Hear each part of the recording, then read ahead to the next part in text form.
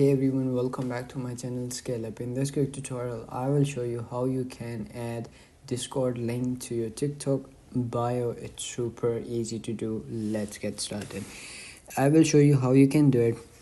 The easiest way to do it, open up your TikTok app and go to your profile, and there you will see edit option beside your username or name. Click on that, and then you will see over here at the below the bio you will see link.